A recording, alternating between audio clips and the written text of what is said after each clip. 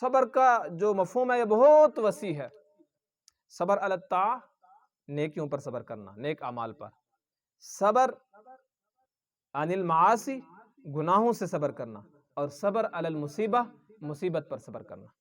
صبر علی الطاعہ، آپ نے صبح سویرے نماز کے لیے وضو کرنا ہے اور ٹھنڈی رات ہے، آپ کو سردی لگ رہی ہے، ٹھنڈے پانی سے آپ وضو کر رہے ہیں، لیکن میں اس ٹھنڈے پانی پہ صبر کر لوں گا، وضو کروں گا، نماز میں نے پڑھنی ہے۔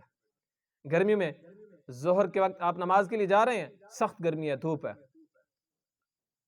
اور آپ کہہ رہے ہیں کہ نہیں میں جماعت کے ساتھ نماز پڑھوں گا، اس گرمی کو برداشت کر لوں گا، جہنم کی گرمی برداشت نہیں ہوتی۔ گرمی کے روز آپ رکھ رہے ہیں، آپ کو بھوک بھی لگ رہی ہے، پیاس بھی لگ رہی ہے، صبر علی الطاعہ، نیکی پر آپ صبر کر رہے ہیں۔ تبلیغ میں تکالیف آ گئی، آپ نے برداشت کی، صبر علی الطاعہ، نیکی پر صبر۔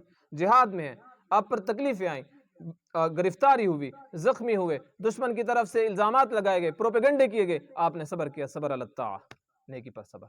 دوسرا صبر عن المعصیہ، گناہوں سے اپنے آپ کو روکنا، صبر کرنا۔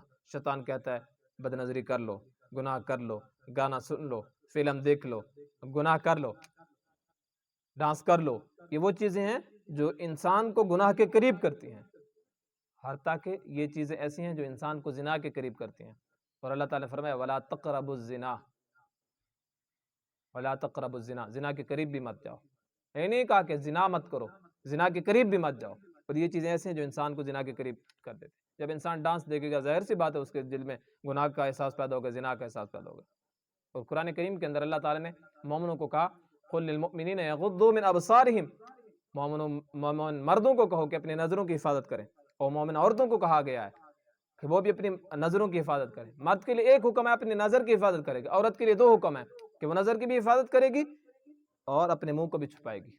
یہ نہیں ہے کہ برقعے کے اندر رہتے ہوئے مردوں کو دیکھ رہے، اس چیز کی اجازت نہیں ہے۔ دو حکم ہے عورت کے لیے، برقع بھی کرے گی اور پردہ بھی کرے، اپنی نظروں کی حفاظت بھی کرے گی۔ اگلی جو چیز ہے وہ ہے صبر علی المصیبہ، تکلیف آ جائے تو انسان تکلیف پر صبر کرے۔ بعض جنت کے اندر مقامات اور درجے ایسے ہیں کہ وہ نیکیوں پر نہیں ملتے۔